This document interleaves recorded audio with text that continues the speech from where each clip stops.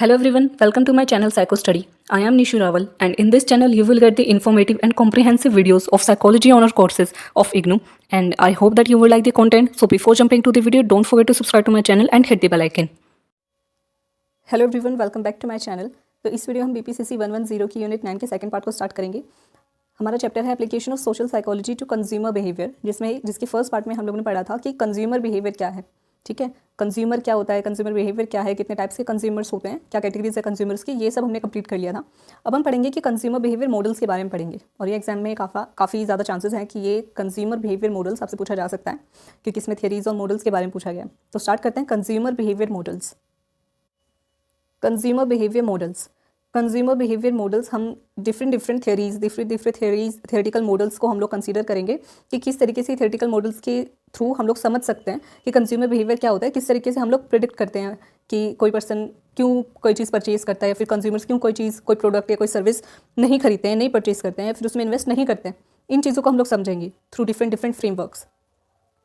तो सबसे पहले जो हमारे पास थियरी है, जो हमारे पास मॉडल है वो है इकोनॉमिक मॉडल. इकोनॉमिक मॉडल क्या बोलता है, ये प्रिंसिपल कहता है कि जो कंज्यूमर्स होते हैं, हम लोग क्या करते हैं एज अ कंज्यूमर, हम चाहते हैं, हर कोई चाहता है कि हमारा जो भी बेनिफिट हो वो मैक्सिमाइज हो और जो खर्चा हो वो कम हो. जो यूटिलिटी है यानी जो सेटिस्फैक्शन है वो हमें ज़्यादा मिले based on the law of diminishing marginal utility. हमें इन्वेस्ट कम करना है, हमें पैसा कम लगना चाहिए लेकिन हमें फ़ायदा ज़्यादा मिले. ये चीज़ हर कंज्यूमर की होती है, ये कंसेप्ट, ये प्रिंसिपल हम लोग यूज़ करते हैं, उसे इकोनॉमिक मॉडल कहा जाता है. अब बहुत सारे ऐसे फैक्टर्स हैं जो इसे इन्फ्लुएंस करते हैं, जैसे प्राइस इफेक्ट है, सब्स्टिट्यूशन इफेक्ट है और इनकम इफेक्ट है.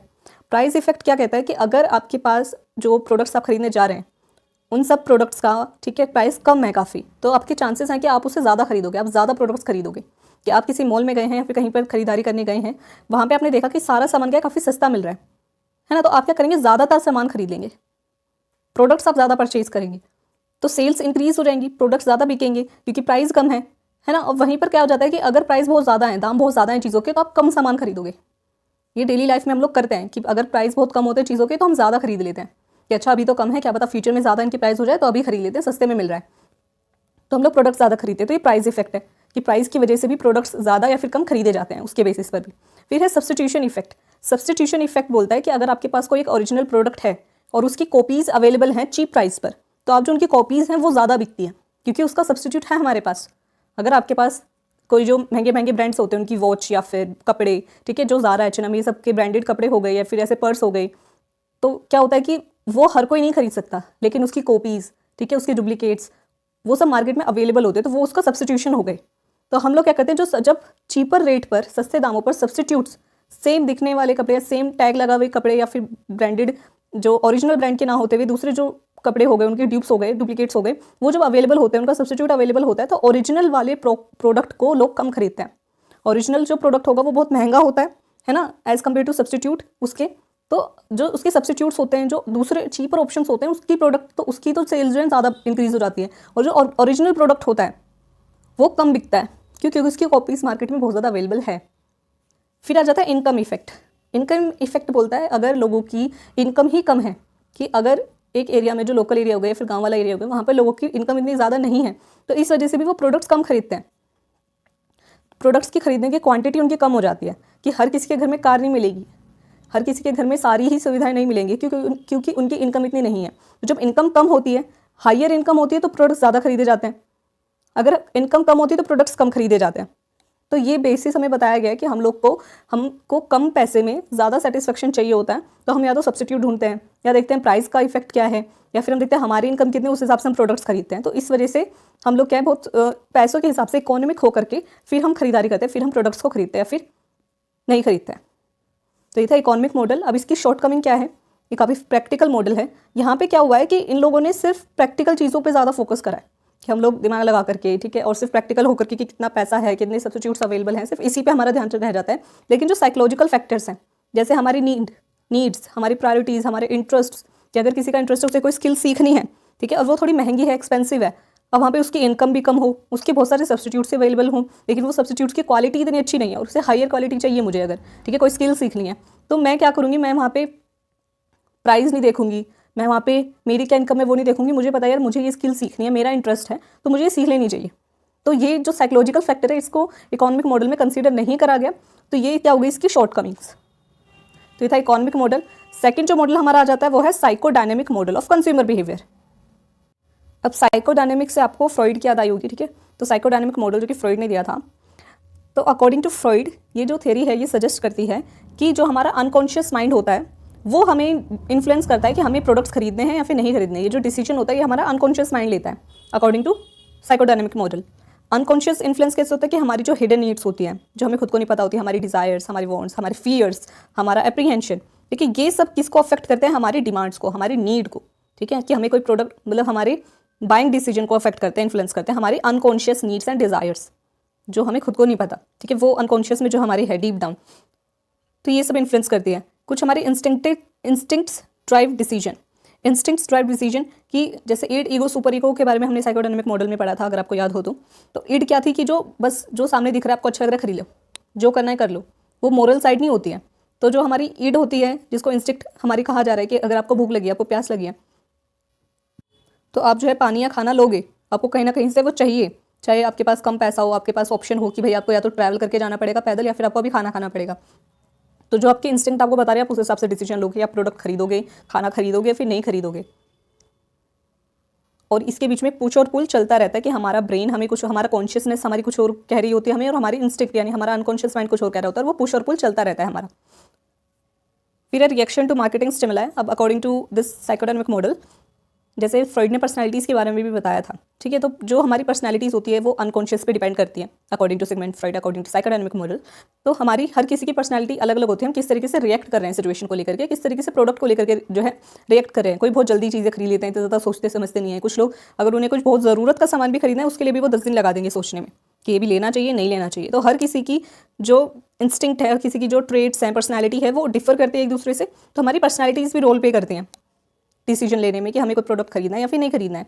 कुछ लोग होते हैं जो चीज़ों को देख करके काफ़ी पॉजिटिवली रिएक्ट करते हैं अगर वो उन्हें ट्रिगर करती है, और कई बार नहीं करती है, ठीक है, कुछ लोगों को नहीं करती है पॉजिटिवली ट्रिगर।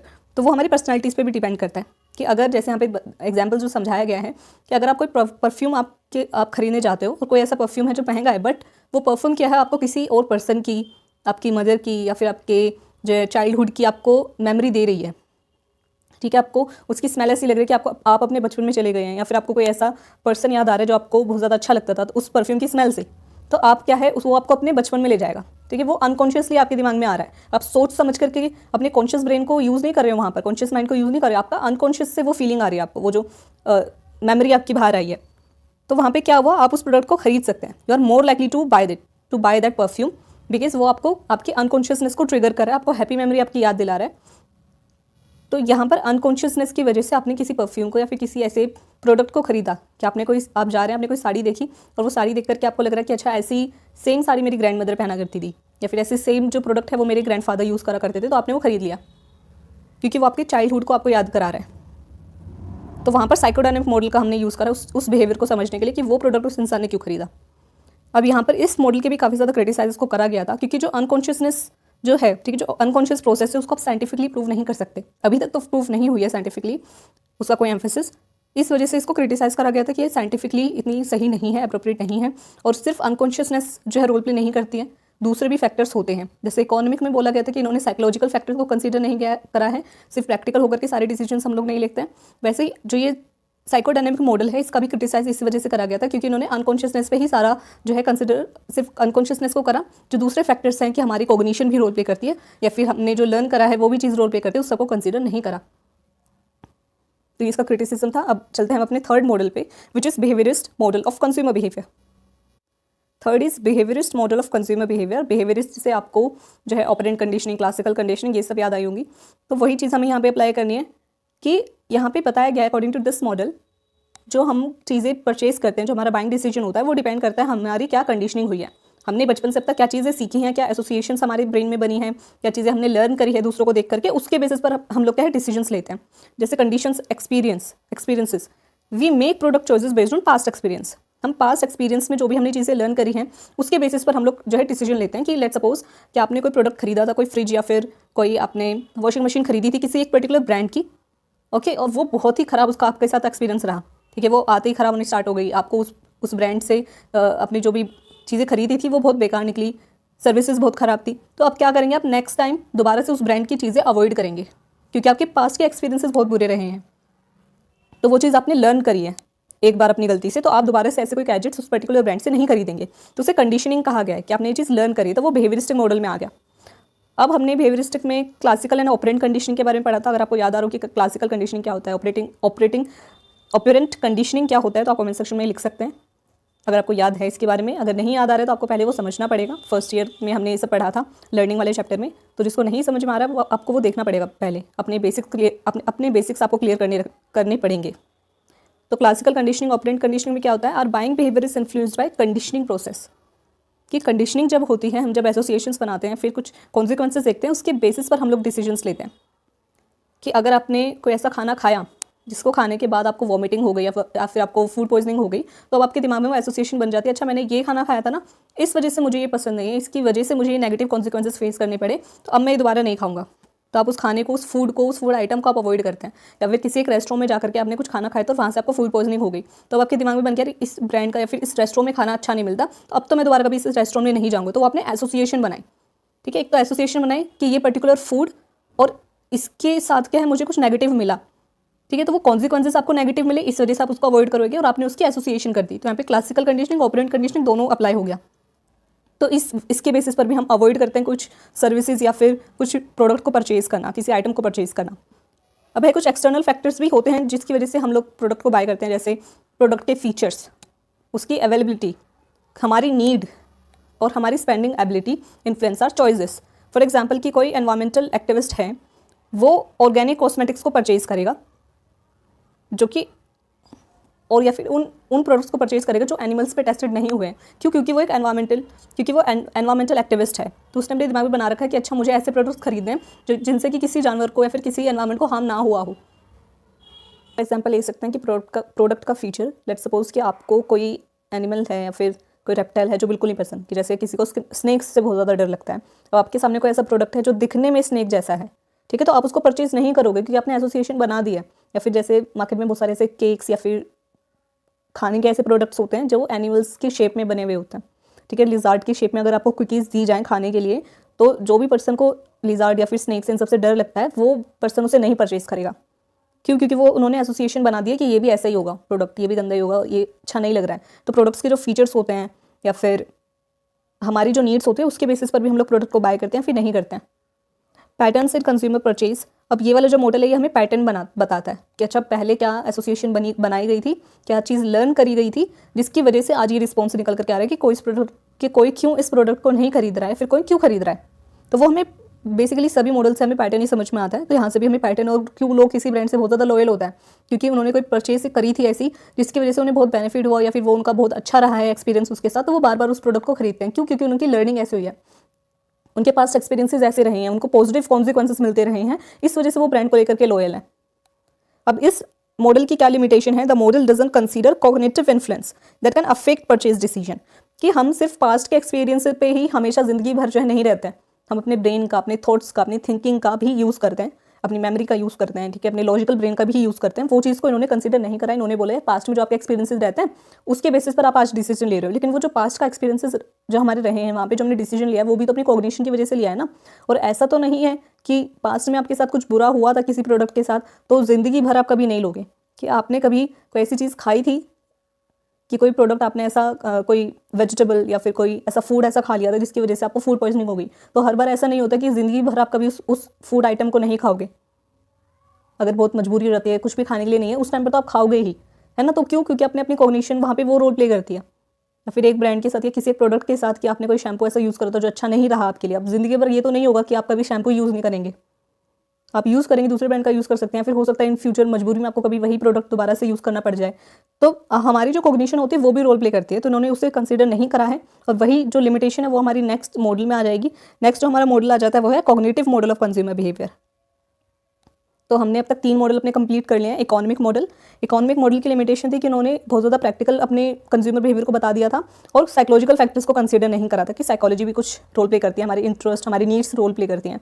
वो चीज़ की लिमिटेशन नेक्स्ट मॉडल में कंसीडर करी गई थी साइकोडायनेमिक मॉडल, जिन्होंने बोला हमारी अनकॉन्शियस जो नीड्स होती हैं, बिलीव्स होते हैं, ठीक है, वो हमें मोटिवेट करते हैं, वो हमें those unconscious needs lead to consumer behaviour की वो हमें डिसीजन मेकिंग में मदद करती है, हमारी अनकॉन्शियस नीड्स। और उसी की लिमिटेशन क्या रही है कि इन्होंने सब कुछ अनकॉन्शियस पे डाल दिया यार, कि मतलब हम लोग तो कुछ लर्निंग ही नहीं करते हैं, तो एक्सपीरियंसेस हमारे नहीं रहते हैं, फिर हम अपनी कॉग्निशन का इन सब का यूज़ नहीं करते हैं। और उस लिमिटेशन को नेक्स्ट टाइम पे क्या बिहेवियरिस्टिक मॉडल में हमने समझा कि नहीं भाई, सिर्फ अनकॉन्शियस नहीं होता, हमने जो पास एक्सपीरियंसेस लिए हैं, कुछ लर्न करा है, एसोसिएशंस बनाई हैं, उसके बेसिस पर भी हम लोग क्या करते हैं, परचेज करते हैं, अपना बाइंग डिसीजन लेते हैं।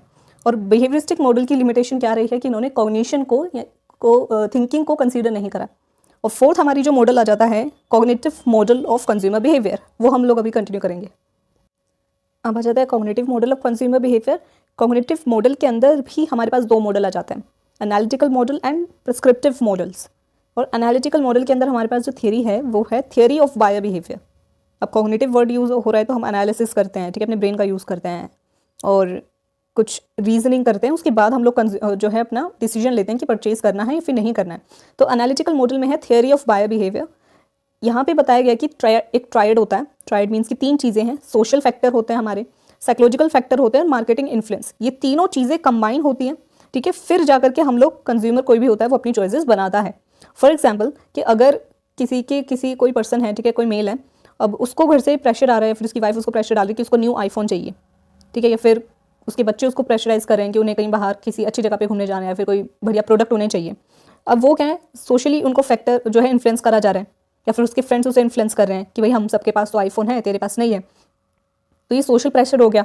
अब उसके बाद हो गया साइकोलॉजिकल, कि अब उसको जो वो डिस्ट्रेस फील हो रहा है या फिर उसकी खुद की डिज़ायर है वो लेने की, ये चीज़ भी उसे इन्फ्लुएंस करती है। तो सोशल प्लस साइकोलॉजिकल, फिर आ जाता है मार्केटिंग इन्फ्लुएंस, कि अब उसने डिसाइड कर लिया कि यार मेरे को अब एक आईफोन खरीदना है क्योंकि मेरे सब फ्रेंड्स के पास आईफोन है, ठीक है, और मुझे उसकी वजह से बहुत बुरा फील हो रहा है, मुझे मेरी सेल्फ एस्टीम लो हो रही है, मुझे परचेज कर लेना चाहिए। मेरी भी बचपन से डिज़ायर थी कि मेरे पास एक आईफोन हो, काफ़ी टाइम से मेरी डिज़ायर थी। तो वो साइकोलॉजिकल फैक्टर भी ने भी उसे इन्फ्लुएंस करा। अब वो देखेगा कि उसको हर जगह जो है आईफोन के जो है बैनर्स या फिर एडवर्टाइजमेंट उसे दिखाई जा रही है कि इसके तो इतने अच्छे फीचर्स हैं, हमारे आईफोन के इतने अच्छे फीचर्स हैं। तो आप जो मार्केट आपको इन्फ्लुएंस कर रही है, आपको लालच दे रही है, वो एडवर्टाइजमेंट जो आपको इन्फ्लुएंस कर रही है, उसकी वजह से भी क्या है, आप इन तीनों चीज़ें का जब मिक्स होता है, कंबाइन होती है, तब जाकर के हम अपनी कंज्यूमर कोई भी अपना चॉइसेस बनाता है। Family, for example, family pressure and product features impact your decision to buy a smartphone.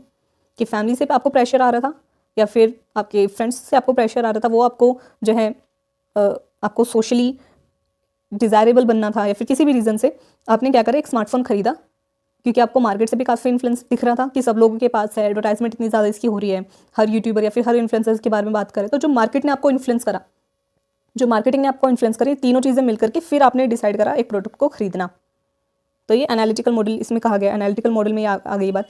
फिर है कंज्यूमर डिसीजन मॉडल। तो एनालिटिकल मॉडल के अंदर भी दो थियरी या फिर दो मॉडल बताए गए, थियरी ऑफ बाइंग बिहेवियर, जिसमें सोशल, साइकोलॉजिकल और मार्केटिंग तीनों चीज़ें कंबाइन होती है, फिर हम प्रोडक्ट को खरीदते हैं, फिर चॉइस अपनी बनाते हैं। फिर है consumer decision model. Consumer decision model एक तरीके से आपको स्टेप्स बता रहा है, एक तरीके से आउटलाइन बता रहा है कि आप कैसे कैसे परचेज करते हो, पहले क्या करते हो, फिर सेकंड स्टेप क्या होता है, फिर थर्ड स्टेप क्या होता है। कि सबसे पहली चीज़ हम क्या करते हैं, नीड आइडेंटिफिकेशन, कि हमें किसी प्रोडक्ट की ज़रूरत है या नहीं, कि मुझे अब अपने ऑक्यूपेशन के लिए, ठीक है, जो मैं जिस कंपनी में काम कर रही हूँ वहाँ के लिए मुझे एक लैपटॉप चाहिए, ठीक है, मुझे उस पर काम करना है। तो अब मेरी नीड हो गई है कि मैंने अपनी नीड को आइडेंटिफाई करा कि मुझे इस चीज़ की ज़रूरत है। फर्स्ट स्टेप हो गया मेरा नीड आइडेंटिफिकेशन। सेकंड हो गया इन्फॉर्मेशन सर्च, कि अब मैं देखूंगी कि यार बेस्ट लैपटॉप होता कौन सा है, या फिर किस लैपटॉप के क्या क्या फ़ायदे होते हैं, क्या क्या फीचर्स उसमें होते हैं, वो चीज़ें मैंने इन्फॉर्मेशन को सर्च करा। नीड को मैंने सबसे पहले आइडेंटिफाई करा, फिर मैं इन्फॉर्मेशन सर्च कर रही हूँ कि मैं इन्फॉर्मेशन ढूंढ रही हूँ अलग अलग लैपटॉप्स के, अलग अलग कंपनीज़ के, अलग अलग ब्रांड्स की। फिर मैं जितने भी मैंने ऑप्शन चूज़ करे उनको इवैल्यूएट करूँगी कि सबसे बेस्ट कौन सा रहेगा, इवैल्यूएट करूँगी। फिर नेक्स्ट स्टेज आ जाती है जिसमें मैं परचेज डिसीजन, कि हाँ अब मैंने सारी इवैल्यूएशन कर रही है कि कौन से प्रोडक्ट की क्या कमी है, क्या अच्छी बात है, मुझे क्या चाहिए, मेरे लिए बेस्ट क्या रहेगा। फिर मैंने परचेज डिसीजन अपना ले लिया।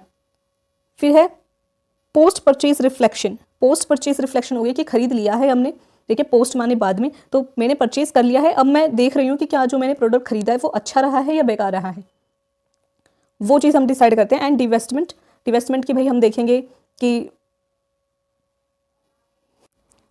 कि आपने जो चीज़ प्रोडक्ट खरीदा था, अब उसको 2-3 साल हो गए आपने यूज़ कर लिया, अब आप उसको सेल कर रहे हो, या फिर आपने जो उस प्रोडक्ट को कितना ज़्यादा यूज़ कर लिया, मतलब इन्वेस्टमेंट का उल्टा हो गया डिवेस्टमेंट। तो बेसिकली आप इसमें क्या करते हैं कि आप पहले नीड को अपनी को आइडेंटिफाई करते हैं कि आपको कोई चीज़ खरीदनी है नहीं खरीदनी है, फिर उसके बारे में सारे पे इन्फॉर्मेशन कलेक्ट कर लेते हैं कि कितने ऑप्शन है मेरे पास, क्या है। फिर जितने भी अपने ऑल्टरनेटिव्स यानी कि ऑप्शन अपने लिए हैं उन सबको आप इवैल्यूएट करते हैं कि कौन सा सबसे बेस्ट रहेगा मेरे लिए या फिर मेरे काम के लिए। फिर हम अपना परचेसिंग डिसीजन ले लेते हैं। फिर परचेस करने के बाद हम रिफ्लेक्ट करते हैं कि जो हमने खरीदा है वो कितना वैल्यूएबल है, कितना वर्थ इट है। तो ये हो गया कंज्यूमर डिसीजन मॉडल। तो एनालिटिकल मॉडल जो हमने कॉग्निटिव मॉडल में स्टार्ट करा है अभी, उसमें हमारे पास 2 मॉडल आ जाते हैं, analytical model and prescriptive model. और एनालिटिकल मॉडल के अंदर 2 थियरीज हैं, theory of buying behaviour and consumer decision model. तो बेसिकली टोटल 4 मॉडल हैं कॉग्निटिव मॉडल के अंदर, जिनको 2 कैटेगरीज में डिवाइड करा है। अब हमारा आ जाता है प्रेस्क्रिप्टिव मॉडल। प्रेस्क्रिप्टिव मॉडल में हमारे पास थियरी है theory of reasoned action. Theory of reasoned action क्या कहती है? Consumer decisions are influenced by beliefs about consequences and social perceptions. कि हम लोग जो भी प्रोडक्ट खरीदते हैं वो हमारे बिलीव्स जो हमने बनाए हैं किसी चीज़ को भी लेकर के या फिर कॉन्सिक्वेंसेज को लेकर के, उसके बेसिस पर हम डिसाइड करते हैं। फिर जो भी हमारा सोशल परसेप्शन होता है, सोसाइटी को लेकर के जो भी हमने परसेप्शन बनाया है, उसके बेसिस पर हम जो है चीज़ें खरीदते हैं। यानी इधर हमारे बिलीव्स, ठीक है, हमारी कॉग्निशन, हमारी सोशल परसेप्शन आ गया। और परसेप्शन किसका पार्ट है? कॉग्निशन का। तो इस वजह से ये प्रेस्क्रिप्टिव मॉडल कॉग्निशन मॉडल के अंदर आया है। Theory of reason action example से समझते हैं कि अगर आप कोई पर्सन है जो इको फ्रेंडली प्रोडक्ट्स खरीद रहा है, क्यों? क्योंकि आप बिलीव करते हो, आपके बिलीव्स हैं कि ये एनवायरनमेंट को बेनिफिट देगा, और आप सोशल नॉर्म्स के साथ कंप्लाई करना चाहते हो कि आप जो है दुनिया के लिए, फिर सोसाइटी के लिए बहुत ज़्यादा अच्छे इंसान हो, और अपने एनवायरनमेंट को बचा के रखना ये एक सोशल नॉर्म है और आप इसको फॉलो कर रहे हो, आप कंप्लाई कर रहे हो। तो आपके जो बिलीव्स थे कि आपको एक इको फ्रेंडली प्रोडक्ट खरीदने चाहिए जो कि एनवायरनमेंट को हार्म ना पहुंचाए, और आप ऐसा कर क्यों रहे हो? क्योंकि इसके लिए आपका मानना है, आपके खुद के बिलीव्स हैं कि जब आप ऐसा कुछ करते हो, आप ऐसे इस तरीके के प्रोडक्ट्स को परचेज करते हो, तो आप वैल्यूएबल माने जाते हो, या फिर आप जो है सोशल नॉर्म्स को कंप्लाई कर रहे हो और इससे दुनिया को फायदा होगा, एनवायरनमेंट को एटलीस्ट फायदा होगा। जब इस सोच के साथ, इस बिलीव के साथ जब आप जो है प्रोडक्ट को बाय करते हैं, उसे थियरी ऑफ रीजन एक्शन बोलते हैं कि आपने सोच समझ करके, रीजनिंग करके फिर आपने कुछ प्रोडक्ट को परचेज करा है। फिर इसमें दूसरा जो इधर थियरी आ जाती है प्रिस्क्रिप्टिव मॉडल के अंदर, थियरी ऑफ प्लान बिहेवियर, कि आप प्लानिंग करके फिर अपना बिहेवियर लेते हैं, अनकॉन्शियस या लर्निंग, पास्ट एक्सपीरियंसेस, इस सब के बेसिस पर नहीं आप प्लान करते हैं। ये रीजनिंग एक्शन के ही थोड़ा एक्सटेंड इसको करा गया है थोड़ा, और उसको उससे आगे लिया गया है by adding perceived behaviour control. Perceived behaviour control की मतलब प्लान बिहेवियर वाली थियरी में रीजन एक्शन वाला सारा पार्ट आता है, ठीक है। फिर उसके बाद भी आप क्या करते हैं, अब डिसाइड कि मान लो आपने डिसाइड करा है एक्सरसाइज करना, कि आप रोज़ जिम जाएंगे, रोज़ एक्सरसाइज करेंगे, क्योंकि आपका मानना है कि आपके लिए बेनिफिशियल है। तो इस तरह आपके बिलीव्स आ गए, तो रीजन एक्शन वाली थियरी आ गई कि आपका मानना है कि अगर आप एक्सरसाइज करेंगे तो आपकी बॉडी अच्छी रहेगी, आपकी हेल्थ अच्छी रहेगी, आपके लिए बेनिफिशियल है। अब आपके फ्रेंड्स भी आपको इस चीज़ में सपोर्ट कर रहे हैं, and you feel capable maintaining the routine. तो जो ये प्लान बिहेवियर वाली थियरी है, ये रीजनिंग एक्शन को आप डाल दीजिए, फिर उसमें एक स्टेप और जो है लगा दीजिए, वो आपकी प्लान बिहेवियर वाली थियरी हो गई। कि रीजन एक्शन में क्या था कि आपका जो अपना बिलीफ होता है कि इसके कॉन्सिक्वेंसेस आपको क्या मिलेंगे, कि आप एक्सरसाइज करते हो तो इसके कॉन्सिक्वेंसेस क्या होंगे कि आप फिट हो जाओगे, ये आपके लिए बेनिफिशियल है, तो वो आपने अपने बिलीव्स बनाए। फिर आपको ये भी पता है कि प्लस इसमें और क्या होगा, सोशल परसेप्शन, कि आपको आपकी सोसाइटी, आपके लोग आपको किस तरीके से परसीव करेंगे, आपको एक अच्छा इंसान मानेंगे, आपको एक जो है काफ़ी कॉन्शियस पर्सन मानेंगे, कि आपको हेल्थ कॉन्शियस हो काफ़ी, आपको ऐसा समझेंगे, तो वो चीज़ हो गई। प्लस इसमें अप्लाइड बिहेवियर में क्या आ जाता है कि आप क्या करते हैं, परसीव्ड बिहेवियर कंट्रोल, कि आप वो एक्शन लेते हैं, आप उन एक्शंस को रीजनिंग करते हैं कि क्या आप इसमें अपना कंट्रोल रख सकते हैं। कि आप जैसे अगर आपको किसी जिम में जाना है और आपको उधर की मेंबरशिप खरीदनी है, तो क्या आप उसमें इन्वेस्ट करेंगे उस 3 महीने की मेंबरशिप में, कि आप अपने आप को इतना समझते हैं, इतना मानते हैं कि आपको ये पता है आप एक्सरसाइज करेंगे, जिम जाएंगे, आप फिट हो जाएंगे, आपको बेनिफिशियल है, आपके लिए कॉन्सिक्वेंसेज अच्छे हैं, आपके फ्रेंड्स भी आपको इस चीज़ में सपोर्ट करें, तो आपको सोशल जो परसेप्शन है आपका वो भी सही रहेगा। प्लस आपको ये देखना है कि क्या आप 3 महीने लगातार जा भी पाएंगे जिम में, आपके अंदर इतनी मोटिवेशन है, आप इतने कैपेबल हो कि आप उस रूटीन को मेंटेन कर पाओगे, है ना। And you feel capable of maintaining the routine, अगर आपको लगता है कि हाँ आप मेंटेन कर पाओगे उस रूटीन को, 3 महीने आप लगातार जा सकते हैं जिम में, आप उसको बीच में नहीं छोड़ देंगे और आपके पैसे वेस्ट नहीं होंगे, तब जा करके आप उसमें इन्वेस्ट करते हैं। तो वो हो जाती है थियरी ऑफ प्लान बिहेवियर, कि आपने सोचा कि आप जो है योगा क्लासेस ज्वाइन करेंगे, आप योगा स्टार्ट करेंगे क्योंकि आपको पता है वो आपके लिए बेनिफिशियल है, फर्स्ट स्टेप। फिर आप ये देखते हैं कि फिर ये चीज़ भी होती है कि आपके फ्रेंड्स उस चीज़ में आपको सपोर्ट करें, आपको अच्छा मान रहे हैं, नहीं मान रहे हैं, ठीक है, वो आपके हो गए, सोशल परसेप्शन आपका क्या रहता है। फिर थर्ड आप देखते हैं कि क्या मैं ये चीज़ कितने टाइम तक कंटिन्यू कर सकता हूँ, तो मुझे कितना पैसा इसमें इन्वेस्ट करना चाहिए, मेरा अपने बिहेवियर के ऊपर कंट्रोल है भी कि नहीं, मैं इस काम को लगातार कर भी सकती हूँ कि नहीं। क्या अगर आप कोई बुक भी खरीद रहे हैं तो आप ये देख रहे हैं कि क्या मैं इसको पूरा पढ़ भी पाऊंगी कि नहीं, या फिर ऐसे पैसे वेस्ट कर दिए।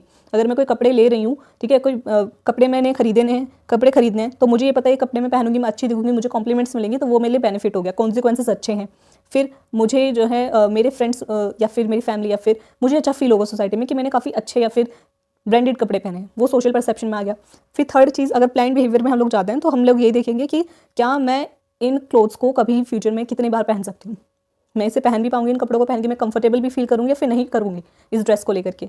तो वो आ जाता है हमारे प्लान बिहेवियर में कि हम इतनी प्लानिंग करके फिर हम कोई चीज़ परचेज करते हैं। सिर्फ हमारे अनकॉन्शियस या लर्निंग पास्ट एक्सपीरियंसेस इसके ऊपर बेस्ड नहीं होता, हम लोग अपनी कॉग्निशन का यूज़ करते हैं। तो ये हो गया cognitive model of consumer behaviour. अब लास्ट जो इसमें हमारा मॉडल आ जाता है वो है ह्यूमनिस्टिक मॉडल, क्योंकि कॉग्निशन की बहुत ज़्यादा बात करी, अब ह्यूमन को ह्यूमन समझते हैं और ह्यूमनिस्टिक मॉडल का यूज़ करते हैं कंज्यूमर बिहेवियर को समझने के लिए। अब लास्ट हमारा ह्यूमनिस्टिक मॉडल, जो अब ह्यूमनिस्टिक की बात आ रही है तो आपको इसमें कार्ल रोजर्स एंड जो अब्राहम मैस्लो का पिरामिड था हायरार्की मॉडल, वो आपको याद आना चाहिए। उसमें आपकी जो नीड्स थी, बेसिक नीड्स, फिर आपकी साइकोलॉजिकल नीड्स, वो सब आ जाती हैं, तो वो आपको याद रखनी है यहाँ पर। तो ह्यूमनिस्टिक मॉडल हमें बताता है कि हमारे जो भी कंज्यूमर के डिसीजंस होते हैं वो बेस्ड करते हैं हमारे नीड्स और हमारे पर्सनल गोल्स पर। हमारे नीड्स के बेसिस पर हम लोग डिसीजंस लेते हैं कि हम ज़्यादातर परचेज़ उनको करते हैं जिसकी वजह से हमें कोई गोल अचीव हो सकता है।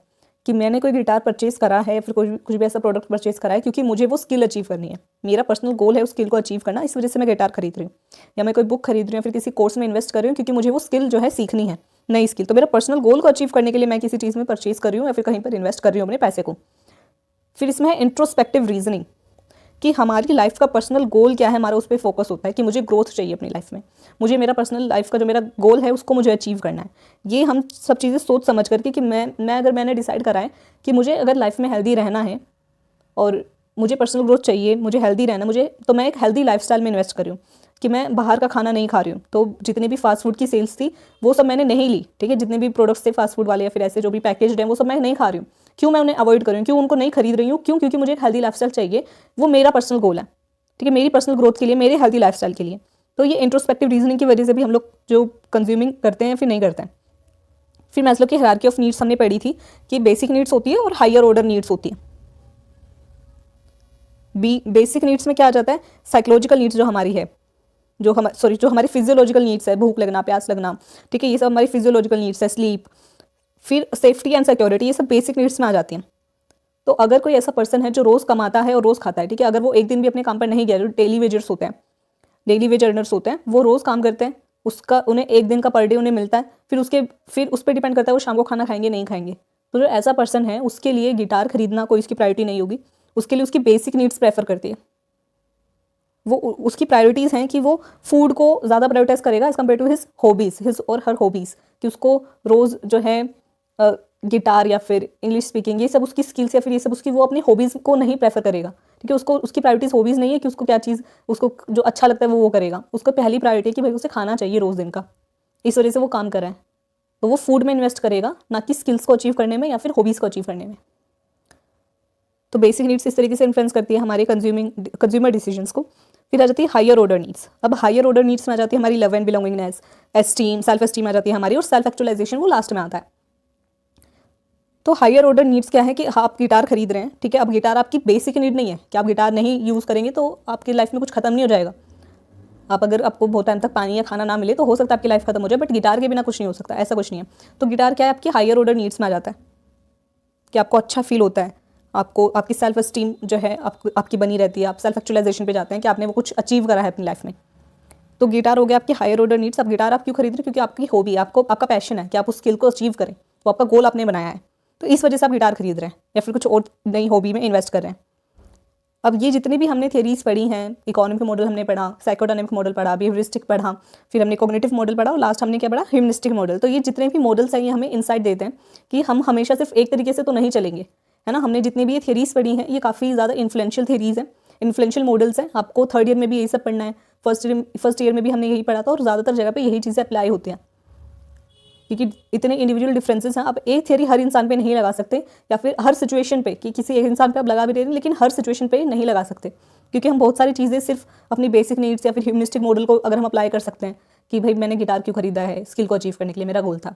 फूड क्यों लेते हैं, क्योंकि भाई हमारी बेसिक नीड है, उसके बिना हम नहीं जी सकते, इस वजह से हम खरीद रहे हैं। और कॉग्निटिव मॉडल के हम बहुत सोच समझ करके पैसा इन्वेस्ट कहीं पर करते हैं, प्लान करके कि इससे क्या होगा, अगर मैंने खरीद लिया तो इसके क्या कॉन्सिक्वेंसेस रहेंगे, इतना सब सोच समझ करके फिर प्रोडक्ट बाय करते हैं। तो आपको ये सारी थियरीज को अच्छे से समझना है। इनका सिर्फ बेसिक आप समझ लीजिए कि बिहेवियरिस्टिक मॉडल में क्या बिहेवियर के ऊपर बात आती है, लर्निंग के ऊपर बात आती है। तो आपके जो पास्ट एक्सपीरियंसेस आपने लर्न करा उसके बेसिस पर आप कंज्यूमिंग करते हैं, कंज्यूमर बिहेवियर, कंज्यूमर डिसीजन लेते हैं, फिर ह्यूमनिस्टिक मॉडल में आपकी बेसिक नीड्स और हायर ऑर्डर नीड्स की बात आ जाती है, तो उसके बेसिस पर हम लोग डिसीजन लेते हैं। साइकोडायनेमिक अनकॉन्शियस की बात कर रहे हैं कि आप अनकॉन्शियसली जो है आपको इनेट कुछ डिज़ायर्स होती हैं आपकी, उसके बेसिस पर आप जो है डिसीजंस लेते हैं। इकोनॉमिक मॉडल की आप प्रैक्टिकल होकर के आपके पास कितना पैसा है, कितने सब्सटीट्यूशंस है आपके पास और उस प्रोडक्ट के लेकर के, और फिर आपकी इनकम कितनी है, इसके बेसिस पर आप जो डिसीजन लेते हैं। तो ये बेसिक आपको याद रखना है, फिर उसको कंज्यूमर डिसीजन से जोड़ देना है, तो यहाँ पे सारे मॉडल्स कवर हो जाएंगे। फिर हमारा नेक्स्ट इसमें टॉपिक आ जाता है कौन कौन से ऐसे फैक्टर्स हैं जो कंज्यूमर बिहेवियर को इन्फ्लुएंस करते हैं। बहुत ज़्यादा इजी है, तो उसमें हम बहुत ज़्यादा टाइम नहीं लगाएंगे और मैं बहुत ज़्यादा डिटेल में एक एक टॉपिक को नहीं बताने वाली हूँ, थोड़ा मतलब ब्रीफ में हम लोग समझेंगे क्योंकि काफ़ी ज़्यादा ईजी है। फैक्टर्स में आपके पास जो कल्चरल फैक्टर्स आ जाते हैं कि आप किस कल्चर से बिलोंग करते हो, उसके बेसिस पर भी क्या होता है आप डिसीजंस लेते हैं कि अगर आपके कल्चर्स में आपके कल्चर की प्रेफरेंसेस अलग है। कल्चर क्या है, आपका वे ऑफ लिविंग। अगर आपके कल्चर में आपके रिलीजन में जो है नॉनवेज नहीं खाया जाता, तो आप लोग नॉनवेज नहीं खरीदेंगे, वहाँ इन्वेस्ट नहीं करेंगे। तो इस तरीके से कल्चर भी जो है क्या है आपको इन्फ्लुएंस करता है कि आप क्या चीज़ परचेज़ करेंगे, क्या चीज़ नहीं परचेज़ करेंगे।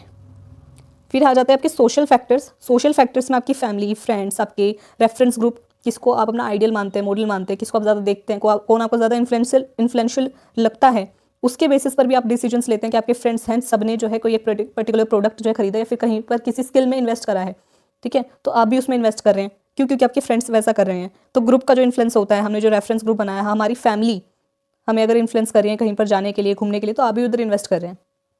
तो इस तरीके से आपके सोशल फैक्टर्स आपको इन्फ्लुएंस करते हैं कंज्यूमर बिहेवियर में।